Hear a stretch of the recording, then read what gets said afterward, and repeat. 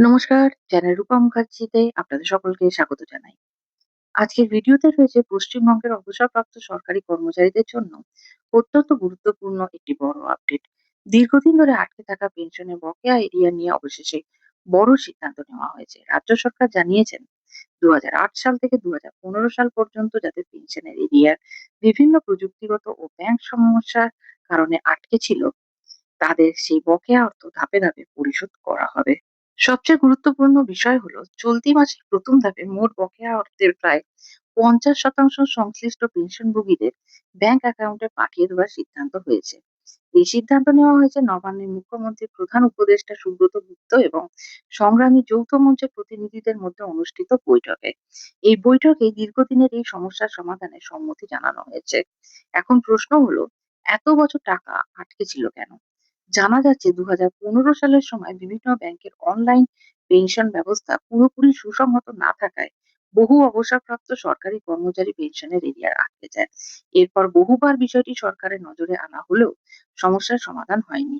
ফলে হাজার হাজার পেনশনভোগী দীর্ঘদিন ধরে তাদের ন্যায্য পাওনা থেকে বঞ্চিত ছিলেন। নতুন সিদ্ধান্ত অনুযায়ী যারা প্রযুক্তিগত বা প্রশাসনিক জটিলতার কারণে এখনো পর্যন্ত বকেয়া পেনশন পাননি, তারাও এই সুবিধার আওতায় আসবেন। তাদের ব্যাংক অ্যাকাউন্টেই সরাসরি টাকা পাঠানো হবে।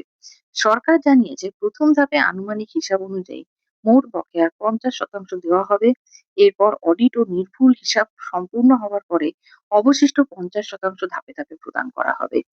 এই সিদ্ধান্তে উপকৃত হবেন বিভিন্ন দপ্তরের অবসরপ্রাপ্ত সরকারি কর্মচারীরা। এদের মধ্যে রয়েছেন শিক্ষক ও শিক্ষিকা, শিক্ষাকর্মী, পুরসভার কর্মী, পঞ্চায়েত কর্মী এবং অন্যান্য সরকারি দপ্তরের অবসরপ্রাপ্ত কর্মচারীরা। দীর্ঘদিন ধরে তারা তাদের ন্যায্য পাওনা অর্থের অপেক্ষায় ছিলেন। অবশেষে সেই জট কাটতে চলেছে বলে আশা করা যাচ্ছে। এছাড়াও নবান্ন বৈঠকে হোমগার্ডদের বকেয়া সংক্রান্ত বিষয়েও ইতিমধ্যে আলোচনা হয়েছে বলে জানা গেছে। অন্যদিকে সম্প্রতি রাজ্য সরকারের বাজেটে সরকারি কর্মচারীদের ২০% ডিএ বৃদ্ধির ঘোষণা করা হয়েছে। এর ফলে ডিএ বেড়ে ৩৮% হয়েছে। যদিও এই বর্ধিত হারে ডিএ কার্যকর হবে অক্টোবর মাস থেকে। সব মিলিয়ে বলা যায় দীর্ঘ ৭ বছর ধরে আটকে থাকা পেনশনের এরিয়া নিয়ে এবার বড় স্বস্তি পেলেন বহু অবসরপ্রাপ্ত সরকারি কর্মচারী। প্রথম ধাপে ৫০% অর্থ চলতি মাসেই দেওয়া হবে এবং বাকি অংশ অডিটের পর ধাপে ধাপে পরিশোধ করা হবে।